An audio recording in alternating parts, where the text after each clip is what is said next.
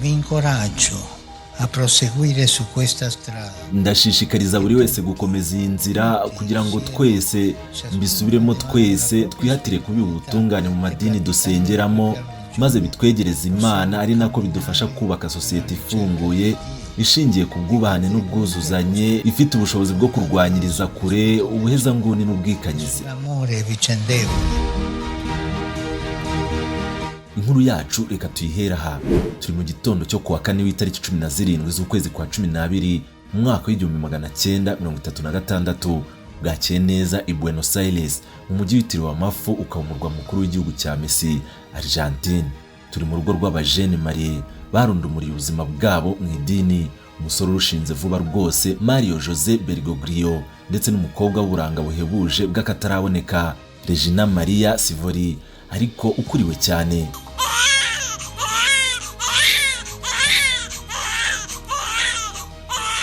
Bitwaye amasaha 6 yose Regina ari kubise kugira ngo yibaruke George Mario Bergoglio waje gufata izina rya Papa Francis amaze kuba umushumba wa Kiliziya Gatolika ku isi, uwo batari bazi ko mu myaka yari igiye gukurikiraho yaza bumwe mu bayobozi b'isi.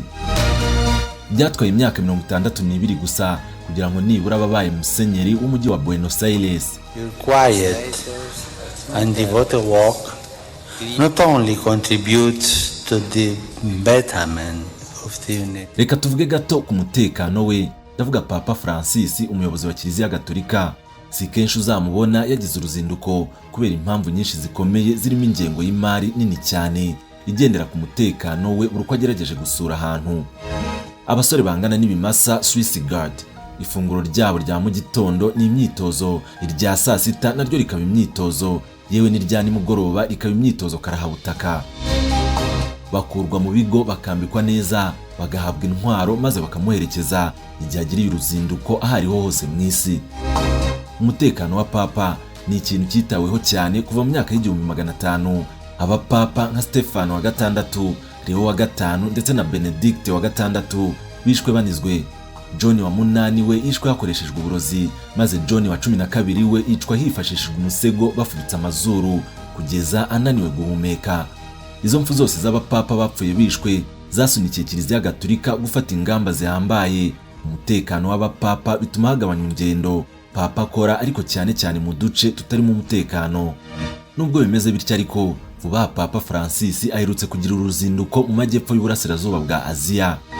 Abakristo n'abayisilamu bababarijwe mu ntambara nyinshi zaguyemo umubare munini w'abanyedini.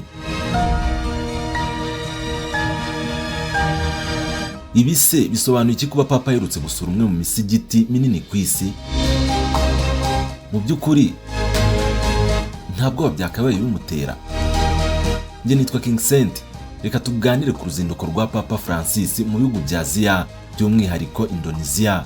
Ni uruzinduko rudasanzwe rwabaye mu dukoryo twinshi cyane.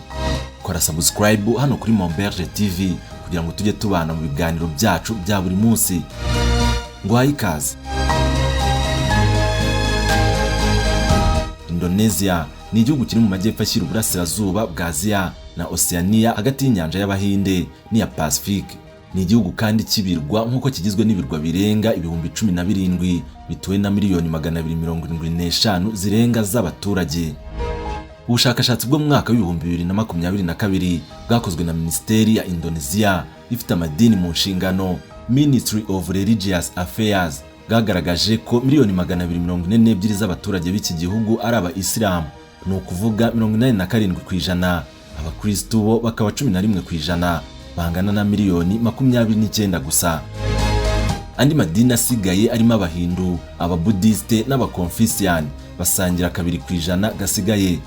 Ugendeye kuri iyi mibare rero, ushatse bavuga ko Indonesia ari igihugu cya Islam kimwe n'ibindi bihugu byinshi byo muri Azia. Ariko se ni iki cyatumye Papa Francis ajya muri Azia? Umushumba wa Kiliziya Gatolika ku isi Papa Francisco wakoze uruzinduko rwa gishumba ku mugabane wa Azia yasabiye umugisha igihugu cya Indonesia yasuye. Uruzinduko rwa Papa Francisco muri Indonesia rwatangiye kuwa 2 tariki 3 Nzeri mu mwaka w'2024 ubwo yakirwaga ku kibuga mpuzamahanga cy'indege cya Soekarno Hatta. Akigera mu gihugu cya Indonesia, yakiriwe n'umuyobozi mukuru w'iki gihugu Joko Widodo, aboneraho no kwandika mu gitabo cy'icyubahiro mu ngoro ya perezida wa Repubulika ya Indonesia. Ubutumwa bwa Papa Francisco bwari ubwo kwifuriza abaturage ba Indonesia gukura mu kwizera, ubuvandimwe ndetse n'impuhwe. Ati, nishimiye gukandagira mu gihugu cyiza cyogeza ubutumwa bwiza ndetse gikunda iyobokamana. Ndifuriza abaturage ba Indonesia gukura mu kwizera. Imana ihumugisha Indonesia.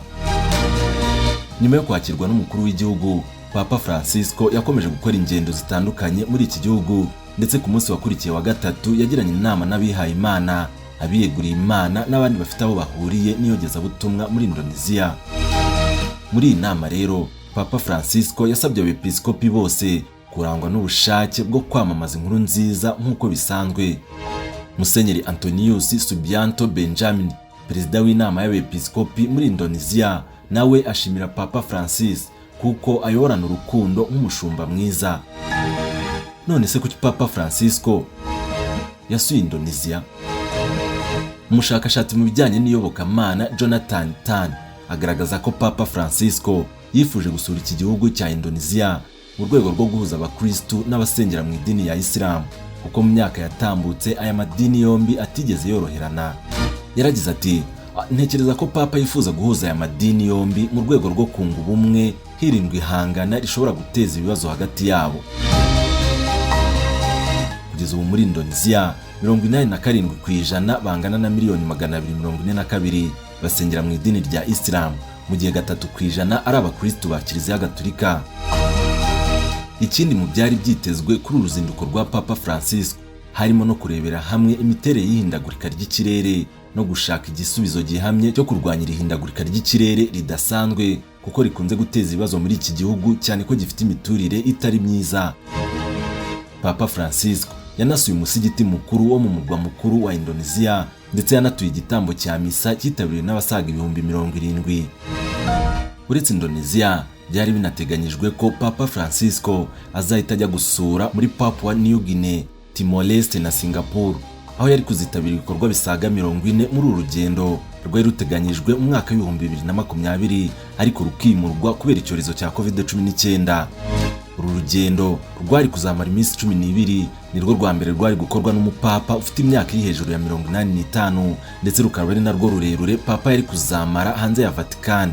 Iyi rero ikaba ariyo mpamvu benshi bavuga ko ari urugendo rugoye Papa Francisco uzuza imyaka 88 mu Kuboza, ndetse akaba amaze igihe arwana n'indwara zitandukanye yari kuzakora.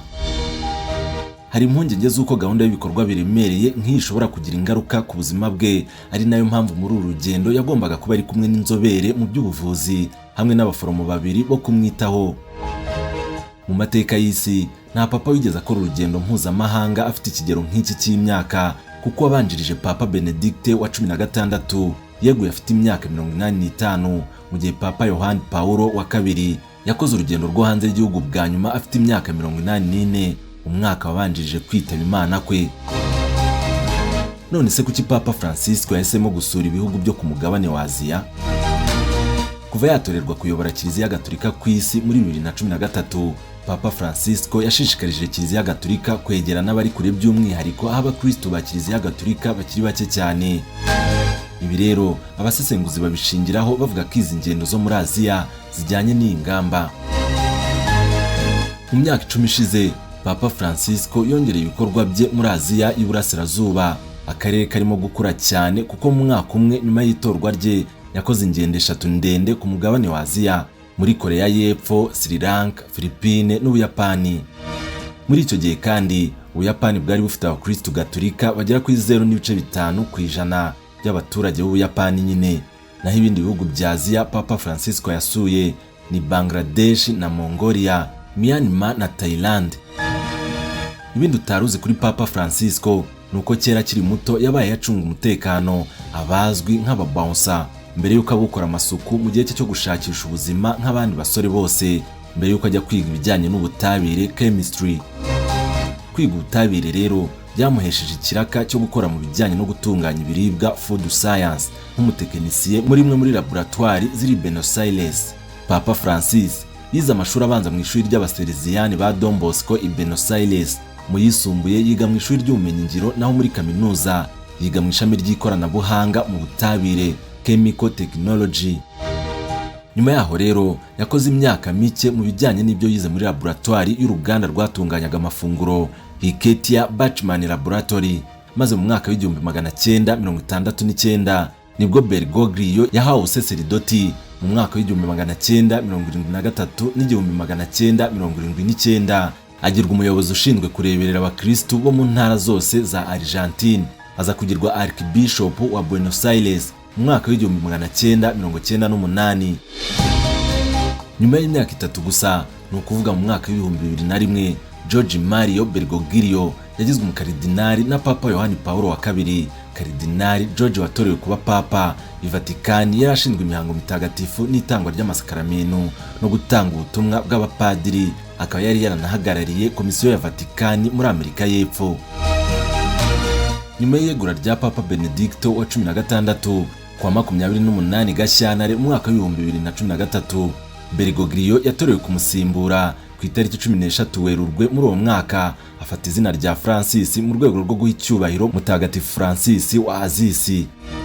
Papa Francis yafashe iri zina kuko yarafatiye kuri Francisco wa Assisi wicishaga bugufi agendeye ku ivanjiri, akanafasha abakene mu buryo budasanzwe. Ibi kandi nabyo bikunze kugaruka mu mikorere ye ndetse no mu mvugo ye mu bihe bitandukanye. Uretse ururimi rw'Icyesipanyolo, Papa mushya avuga izindi ndimi zirimo Igifaransa, Igitaliyani, Ikidage n'Ikilatini. Ngayo nguko rero ibyo bya Papa Francis wakoreye uruzinduko rwe muri Azia ndetse na byinshi kuri uru rugendo. Uyu nawe ni nawo umusozo w'ikiganiro cyacu cy'uyu munsi. Wakoze kubana natwe kuri Monberge TV. Naho utaha, Imana ibarinde.